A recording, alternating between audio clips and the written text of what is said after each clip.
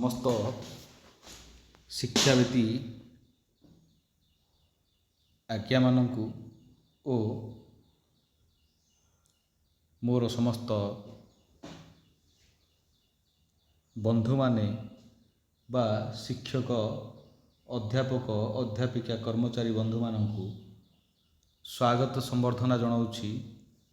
ମୋର ୟୁଟ୍ୟୁବ୍ ଚ୍ୟାନେଲକୁ study tech by Das sir ବା ଆମମାନଙ୍କର ଚ୍ୟାନେଲକୁ ଷ୍ଟଡି ଟେକ୍ ବାଇ ଦାସ ସାର୍କୁ। ଆଜି ଆମେ ଏମିତି ଗୋଟିଏ ବିଷୟ ଉପରେ ଡିସ୍କସନ୍ କରିବାକୁ ଯାଉଛେ ଯାହା କିଛି ଆଂଶିକ ଖୁସିର ଖବର କହିଲେ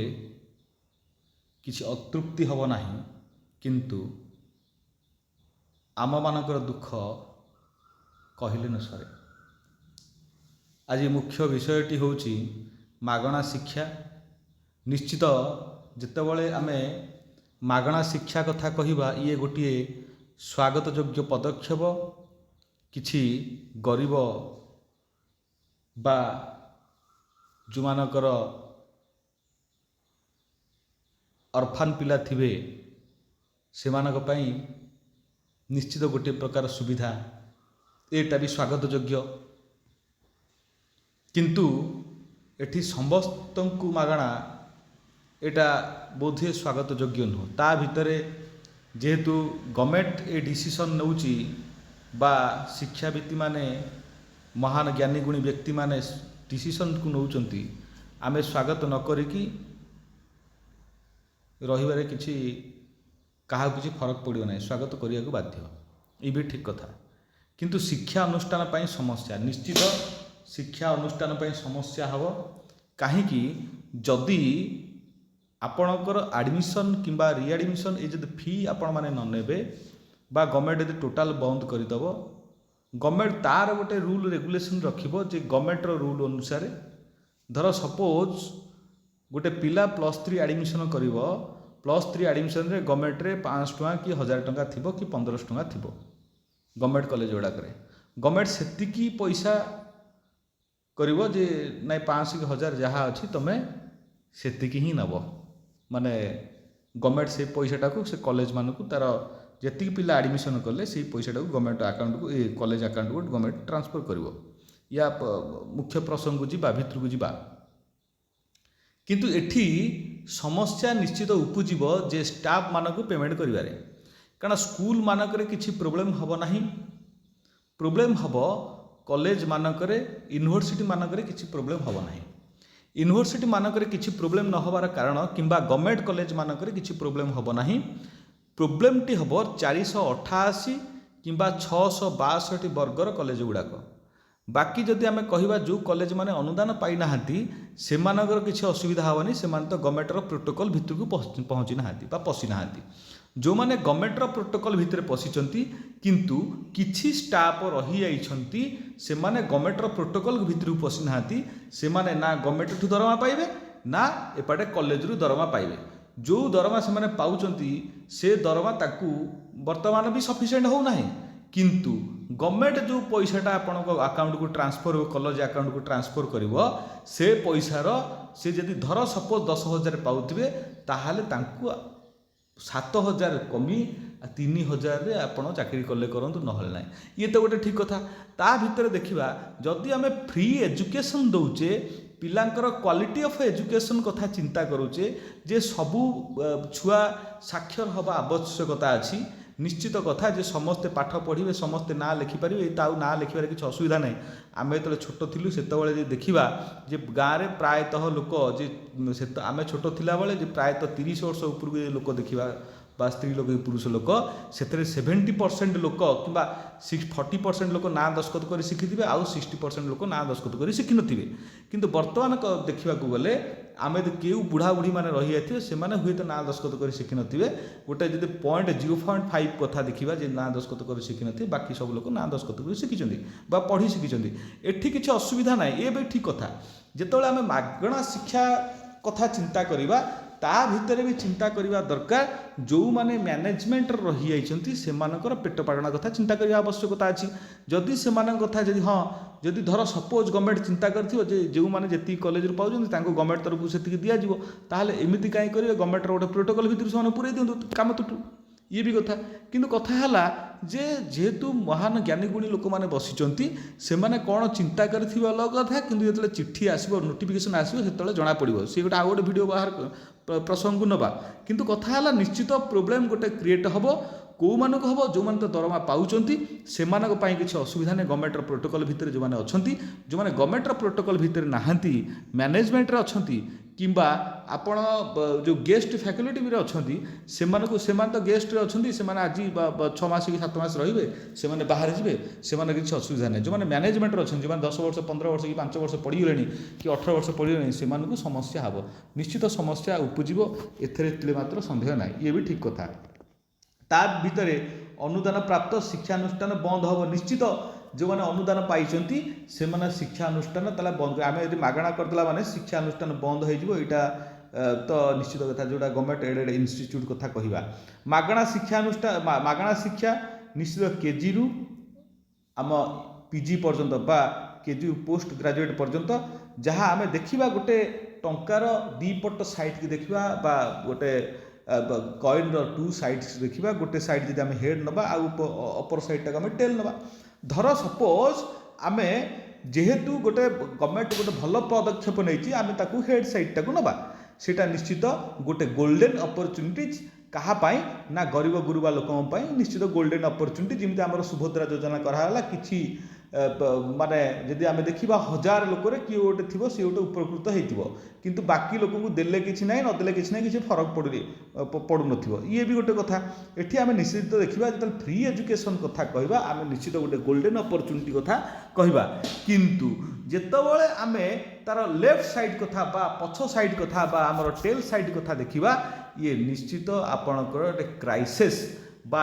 शिक्षानुष्ठान गुड़ाक निश्चित क्राइसिस रे चलिबो बा जो माने रहिले मैनेजमेंट रे बा जो माने रहिले से माने बहुत क्राइसिस नहीं गति करिवे बा तांकर पेट पाटना कथा से सब असुविधा हबो ये तो निश्चित कथा अण अनुदान प्राप्त शिक्षानुष्ठान बंद हेबो निश्चित अण अनुदान प्राप्त जो शिक्षानुष्ठान सेटा बंद हो हाँ जो माने पाई नाहांती से माने कथा तो से नेबे कि कौन करेंगे ताले सेठी पिला कहीं एडमिशन करेंगे फ्री न करके एडमिशन कहीं करेंगे बेले बेले किसी एरिया रे थिबे लोक माने थिबे से बहे जाइए से प्रिंसिपाल को हो कि अलग लोक हो पिटिए कारण से कॉलेज फ्री आपण मैंने कहीं पैसा ने ये भी गोटे कथा भी गोटे मुख्य प्रसंग आसो ये हम ता भितर आमर संवाद मुझा मन को कहूना यहाँ कैबिनेट रे पास होती कैबिनेट 12टी प्रस्ताव पार होती पास होती ता भितर ये गोटे प्रस्ताव कैबिनेट बैठक निश्चित पार होती ए वर्षरू केजी रु पीजी मागणा शिक्षादान ए वर्षरू केजी रु पीजी मागणा शिक्षादान देखा ये आर्थिक दुर्बल जो माने वर्गर शिक्षा ये छात्र छात्री रहिले एमाने निश्चित उपकृत हेबे मु तो कही जो माने धर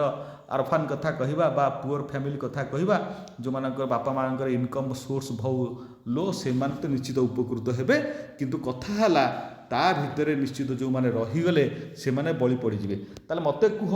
जदि सफिशिएंट लेक्चर रही तो एमती सफिशिएंट ना मैनेजमेंट किए अच्छी चलती गोटे गोटे डिपार्टमेंट रे गोटे जड़े जड़े लेक्चर हो से माने डिपार्टमेंट बर्तमान चली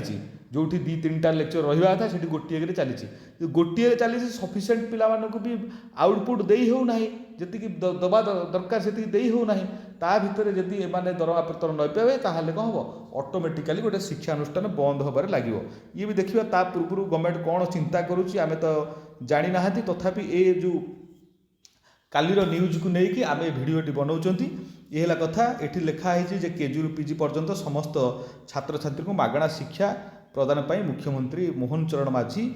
गोटे गुरुत्वपूर्ण घोषणा करिसेंती बा गत मासठ लगी हम यहाँ गुरुत्वपूर्ण घोषणा कि ना मुझे आम कहले जे स्टूडेंट मानक पई बा गोटे पेरेंट्स मानक पई गोटे गोल्डन अपरच्युनिटीज जितेबाला मागणा सब कथा हम निश्चित जनक पई गोल्डन हेले जनक पई क्राइसिस हम जिते जनक क्राइसिस हम बा ए पार्टी पई बा अलग जो लेक्चर बा शिक्षक बंधु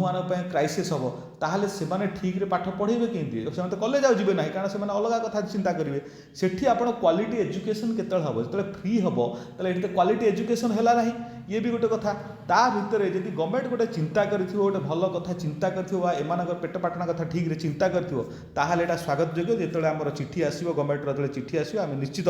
ताकू डिस्कसन करवा किंतु कथा है प्रथम वर्ष में आपणकर 895.57 कोटी खर्च हम बोली मंजूर कर दी फास्ट फेज रे आपणकर प्रायतः आम नहीं आप्रोक्सीमेटली नहीं जा 900 कोटी नहीं जा ता भितर 5 वर्ष जो आम 5 वर्ष नहीं जा आप्रोक्सीमेटली आपणकर ये आसी जाऊँगी के 5476.55 आपको नहीं चलो गोटे 900 कोटी नहीं चलो अपरतल हो पारे ये भी ठीक कथा नहीं चलो 9000 कोटी सॉरी 9000 कोटी नहीं चलो 5 वर्ष से खर्च करेंगे तो 5 वर्ष जेहेतु से खर्च करेंगे प्रायतः 9000 कोटी ये खर्च करने आवश्यकता अच्छी ये 9000 कोटी खर्च कर किंतु कथा है जे ता बदल में आपड़ यदि 1000 कि 1200 कोटी टोटाली यदि आपणकर ये 9000 कोटी खर्च होची आउ 1000 कि 1200 कोटी यदि आप गोटे बजेट करें प्रति वर्षर ताहले निश्चित यहाँ सब ये सब सल्व हो जाता आम आशा और विश्वास रखा जो मैंने मैनेजमेंट अच्छी आपणकर नहीं चलतु जो मैंने लेफ्ट आपणकर रही 8 ରୁ 13 झील कथा कहतु कि 13 ରୁ 18 कथा कहतु कि 18 ରୁ 25 26 कथा कहतु ये 25 कथा कहतु ये जो मैंने रही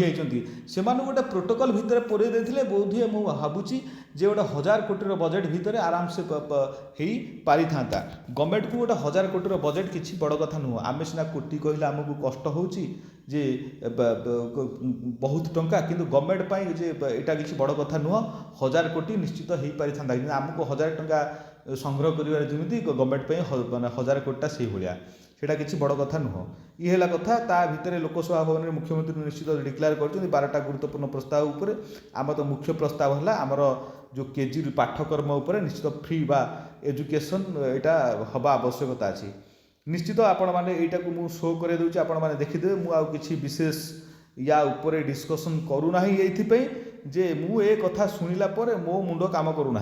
जेहेतु मत निजक गोटे अक्वार्ड फिल हो चली जे आपण मैंने जेहेतु शुणुवे जो मैंने अच्छा कॉलेज लाइन रे अच्छा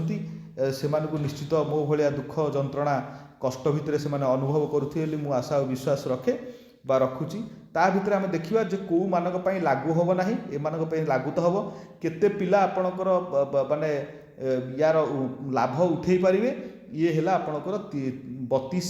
लाख पिला यार फायदा उठे पारे एम ठीक अच्छे एम ये कथाटी ठीक हो किंतु कथा है ये कौ माने यार फायदा उठे पारे ना जो मैंने सेल्फ फाइनेंसिंग पाठ्यक्रम अच्छी मोड अच्छी किंबा अनुष्ठान गुड़ाक सेल्फ फाइनेंस अच्छी से माने हो पारे ना बेसरकारी जो मैंने प्राइवेट हो पारे ना अण अनुदान प्राप्त अनुष्ठान जो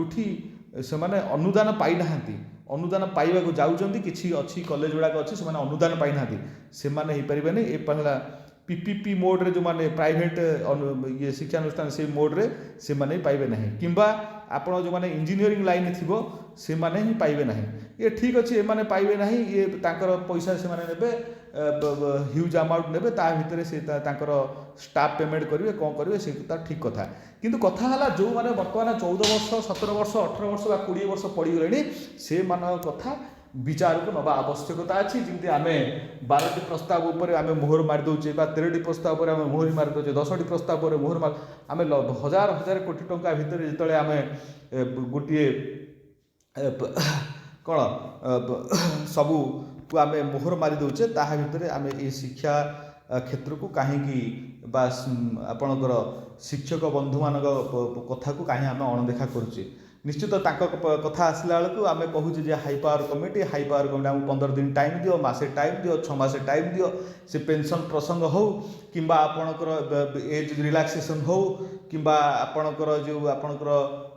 जो चाकरी शर्तावली कथा हो कि रिटायरमेंट बेनिफिट कथा हो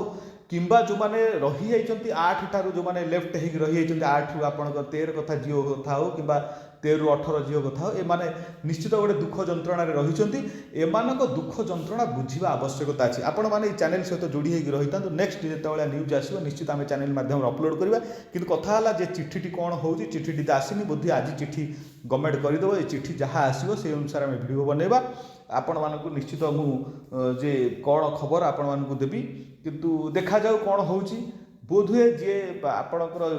ग्रांटीनेट कि जीआईए कौन जब बाहर कथा जदि बाहर ताले सेप्टेम्बर 5 पर्यटन आम आशा और विश्वास रखा